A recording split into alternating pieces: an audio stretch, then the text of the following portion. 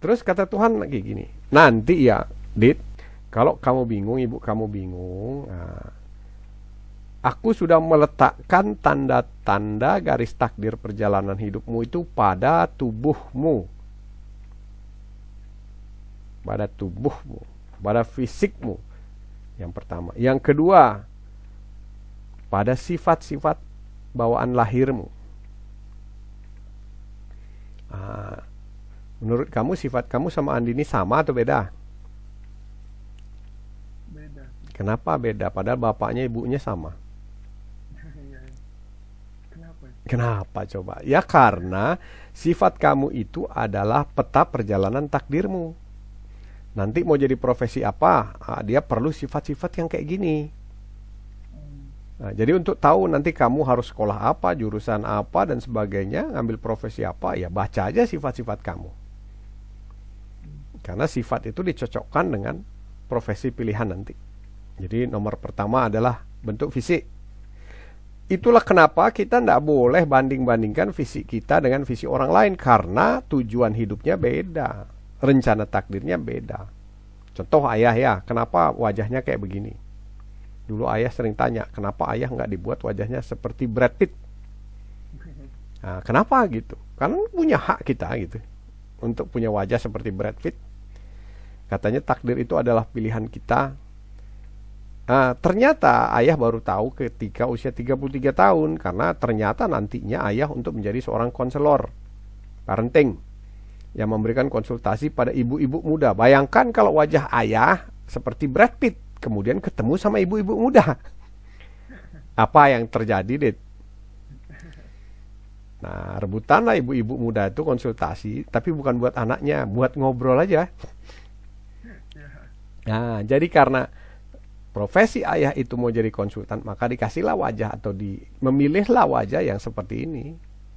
Yang tidak banyak wanita yang suka dengan wajah ini. Jadi benar-benar ayah bisa fokus pada tugas ayah menjadi konselor, pembimbing gitu. Dan ibu-ibu juga konsultasinya fokus tentang anaknya, bukan tentang wajah saya. Jadi itulah dibalik pemilihan wajah kita. Jadi ini adalah wajah yang paling baik untuk profesi kita. Dari wajah. Kemudian nanti petunjuk akhir dari profesi kita itu sama Tuhan dia bilang begini, nanti aku letakkan di hatimu, di hati ya, di hati. Istilahnya di hati. Apa itu di hati? Di perasaan ketika kamu mengerjakan sesuatu kayaknya suka sekali. Hobi sekali. Senang sekali. Sampai enggak bosan-bosan.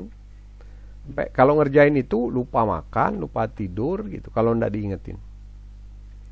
Jadi ingatlah tanda itu, 3 itu. Tapi pada saat kamu mencoba mewujudkannya, aku tidak kasih tahu. Dan kamu tidak akan ingat. Supaya kamu berjuang. Supaya kamu nanti merasa bahagia kalau berhasil. Supaya kamu ada rasa sedih, ada senang, ada gembira, ada kecewa. Itulah gunanya. Kamu tidak ingat semua garis takdirmu, tapi kamu bisa membaca tanda-tandanya. Cukup jelas sampai di sini? Jelas. Ada pertanyaan enggak? Belum ada pertanyaan ya. Oke. Kalau begitu, sekarang apa yang mau kita lakukan? Yang mau kita lakukan adalah membaca rencana hidup kamu melalui tampilan fisik dulu ya. Kan fisik, sifat, sama hati. Sekarang fisik dulu ya. Sekarang fisik kamu seperti ini. Kalau kelihatan sih ya badannya kecil gitu ya. Walaupun makannya banyak tetap aja kecil ya. Nggak bisa gemuk gitu ya. Oke. Itu namanya tubuh kinestetik. Tubuh kinestetik ada 2. Biasanya dia sukanya kalau tubuh kinestetik itu adalah bergerak, dia nggak bisa diam. Nah, pergerakannya ada 2. Ada pergerakan kecil yang wilayahnya ada di sekitar tangan. Berarti dia kalau pergerakannya kecil, kemungkinan besar profesinya akan banyak menggunakan tangan.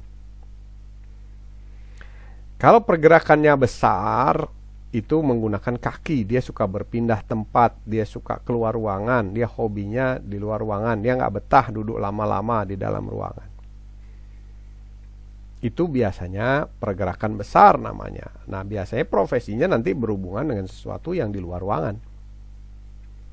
Tapi kalau melihat kombinasi kamu, kombinasi suara, kombinasi tatapan mata, kamu kelihatannya pergerakannya pergerakan kecil. Jadi pergerakan di seputar tangan. Kamu orang yang menyukai kerja dalam ruangan ketimbang di luar ruangan. Kamu menyukai bekerja dengan alat ketimbang dengan manusia.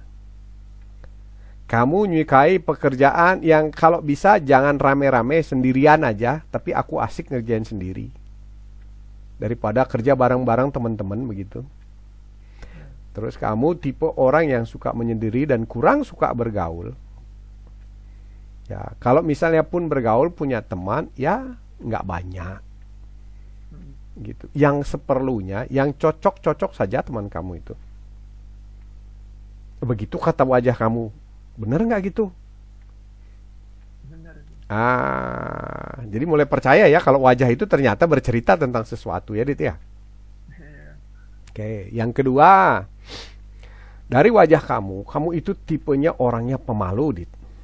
Betul nggak gitu? Terutama kalau ketemu cewek, Dit.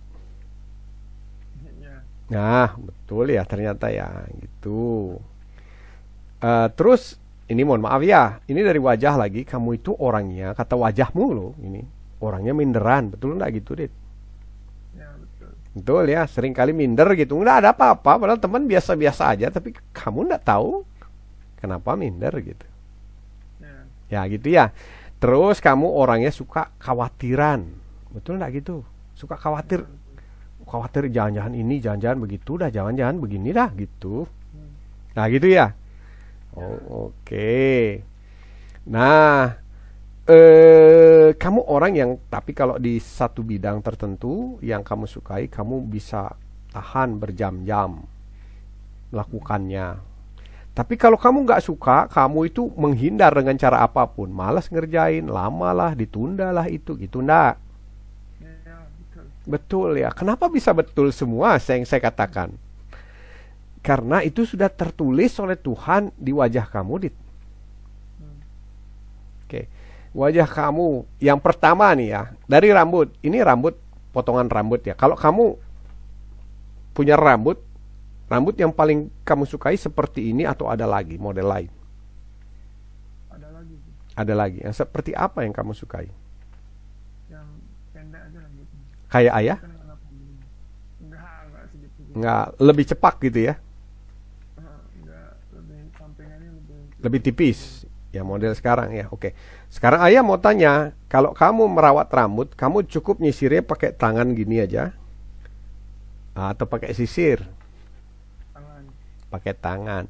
Kamu cukup kering-kering aja habis mandi, paling sampo gitu ya, habis gitu sudah. Atau kamu kasih jelly biar rapi gitu, enggak? Biar kelihatan wet look. Enggak. Nah itu. Kamu tahu apa artinya? Apa itu? Artinya kamu orang yang males repot, suka simple-simple aja. Terus orang yang natural, mengalir aja hidup ini, enggak perlu repot. Kayak gitu ya. Ya, betul. Gitu. Nah, itu nanti ada hubungannya sama kamar kamu. Biasanya kamar kamu berantakan. Ya, terus salah satu hobi kamu adalah malas mandi. Betul gitu, Naden? Coba bayangin, nggak percaya ya, kalau orang tuh bisa dibaca loh dari tampilan fisiknya. Dan fisik itu betul-betul dia mencerminkan ciri-ciri khusus yang dikasih sama Tuhan, Dit. Jadi ayah nggak main-main ya bicara ini. Betul ya ternyata ya, Dit ya. Nah gitu. Jadi di balik wajah ayah juga ada tersembunyi gitu. Nah terus dari mata ya, dari mata kamu agak sayu tatapannya ya. Jadi bola matanya agak sedikit ke atas, terangkat sedikit tapi nggak banyak ya. Biasanya kamu lebih suka melihat gambar visual ya.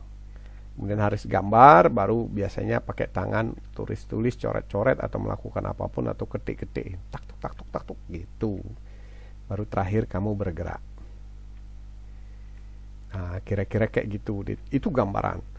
Terus kacamata ya. Ketika kacamata itu sudah menunjukkan kalau kita muda pakai kacamata itu berarti salah satu hobi kita itu banyak menggunakan mata. Kita sering sekali pakai mata. Nah, jadi itu yang menyebutkan yang mengisyaratkan bahwa nanti profesi kamu juga banyak menggunakan mata. Profesinya visual kombinasi sama taktil. Taktil itu adalah pergerakan tangan. Nanti kamu banyak menggunakan tangan. Ya, aktivitasnya ya, sedikit bergerak dari kaki ya. Gitu. Nah, kemudian suara kamu juga tidak tinggi, tidak rendah ya. Dari suara ya. Terus kamu termasuk orang yang kurang suka bicara. Jadi nggak akan memulai perkenalan dulu, lebih baik diam dan mengamati. Ya gitu. Sampai kamu merasa nyaman baru kamu mau bicara. Dan itu pun menjawab ya apa yang ditanyakan. Kamu termasuk orang yang tidak terbuka. Gitu. Apalagi kalau sama orang baru ya. Gitu. Nah, seperti itu. Jadi cenderung kamu menunggu sifatnya daripada memulai pergaulan. Gitu. Jadi nanti biasanya kalau kamu cari cewek atau punya cewek kamu yang agak cerewet nanti. Nah, kalau misalnya kamu tertarik sama cewek, kamu punya kecenderungan juga cari cewek yang banyak bicara. Yang lincah bergerak, banyak usulan, banyak ide-ide, yang suka ngajak ke sana, ngajak ke sini ya. Entah kenapa kamu akan tertarik dengan yang seperti itu. Sekarang ayah mau tanya, bener nggak gitu? Ada nggak sekarang yang menarik perhatian kamu? Belum ada. Sama sekali belum ada. Atau sudah ada tapi kamu nggak berani nyoba? Ya mungkin seperti itu. Ah, itu beda ya. Bukan belum ada itu. Ada tapi belum berani nyoba. Terus kalau ngelihat dia ada getaran-getaran nggak? Jadi grogi gitu. Grogi-grogi tapi mau gitu ya. Ya, nggak berani menatap langsung tapi melirik gitu nggak, Dit? Itu udah tipe kamu. Ya, sekarang pertanyaan ayah coba. Yang kamu lirik tadi, orangnya lincah nggak? Suka bicara nggak? Suka ya, menarik nggak? Menarik. Antusias orangnya? Ya. Suka godain orang? Kok Ya, bercandai gitu ya? ya. Kok bisa ayah tahu? Kok bisa? Kok bisa ya ayah tahu ya? Percaya enggak nanti kamu jodohnya kayak gitu? Tinggal nanti tunggu aja siapa orangnya. Makanya banyak orang yang ayah bimbing itu. Karena nanti untuk bisa ketemu jodoh itu bisa beberapa kali, Dit. Jadi enggak langsung pertama ketemu langsung ketemu jodoh, enggak. Kadang-kadang 1, 2, 3 sampai 4 ya. Ntar yang keempat baru ini dah jodohnya. Tapi entah kenapa ya di lain pihak dia juga suka cowok-cowok yang kayak kamu. Kalau di mata mereka ini cowok cool. Tahu cool? Keren. Ya, cool itu ya keren terus dingin gitu ya. Nggak tahu loh. Cewek tuh ada yang suka cowok nggak banyak bicara, diam gitu. Ya, tapi itulah sudah diatur oleh semesta ya. Oke, jelas sampai di sini? Belum. Ada pertanyaan? Belum. Belum ya. Dit boleh berdiri ndak, Dit? Terus mundur ke belakang, itu dekat tembok ndak belakang? Ayah pon lihat postur kamu, Dit. Saya lagi gini sih, lesehan aja. Oh, lesehan dah. Ya, lesehan. Oke, ndak apa-apa lah. Baru sebatas dada aja udah kelihatan ya. Nah, berapa akurat apa yang ayah sampaikan itu untuk mencerminkan siapa kamu melalui tampilan fisik? 90%. 60%. Baik. Jadi itu namanya peta, Dit. Peta kamu seperti itu ya. Ketika kamu milih kacamata, kan ayah tadi tanya, ini kacamata kamu suka pakai ini? Kamu yang pilih atau dipilihkan? Saya ambil. Oke, kamu suka itu pakai kacamata model gitu? Kan macam-macam ya kacamata ya. Ada yang kayak ayah gini kan? Ya. Nah, itu menunjukkan bahwa kamu orangnya serius. Ya, orangnya serius. Kemudian orangnya tidak modis. Jadi tidak perlu yang modis-modis, yang begini, yang bentuknya macam-macam, tapi nyaman. Kamu lebih mentingkan nyaman itu. Oh, Kalau lensanya besar kan enak ya. Jadi nggak terhalang sama lensa kalau mau ngeliat ke atas, ke bawah, ke samping gitu. Makanya kamu pilih yang kayak gitu dah. Gitu. So, jadi dari wajah ya, kemungkinan besar nanti kamu akan berprofesi di bidang-bidang yang banyak duduk, banyak bekerja dengan alat, terutama komputer atau gadget. oke. Kemudian banyak mencari informasi, searching, atau mengerjakan sesuatu yang tidak bersama-sama tapi sendirian. Oke ya. Sekarang kita coba bandingkan antara apa yang dikatakan wajah dengan apa yang dikatakan oleh sifat-sifat kamu. Kalau cocok berarti peta pertama sama peta kedua mengarah ke arah yang sama. Nah, berarti valid. Ya, Nah, kamu tahu ada peta Google, tahu. ada peta Waze, tahu? Waze? Tahu nih. Tahu ya. Kenapa ada dua peta itu? Karena satu petanya suka bikin sasar. Oh, Jadi kita nggak yakin. Supaya kita yakin, coba pakai dua lah. Menurut Google kemana, menurut Waze kemana. oke. Oke, saya pakai Google itu suka nyasar ya. Pernah sampai disasarkan sampai kuburan, pernah. Gitu. Akhirnya saya pakai dua selalu. Waze satu, satunya lagi pakai Google. Nah, sama juga ini peta penampilan fisik. Nanti yang kedua kita cari lagi peta dari sifat dasar. Kalau penampilan fisik sama sifat dasar sama, berarti udah benar arahnya dah. Gitu ya. Ayah mau share dulu ya.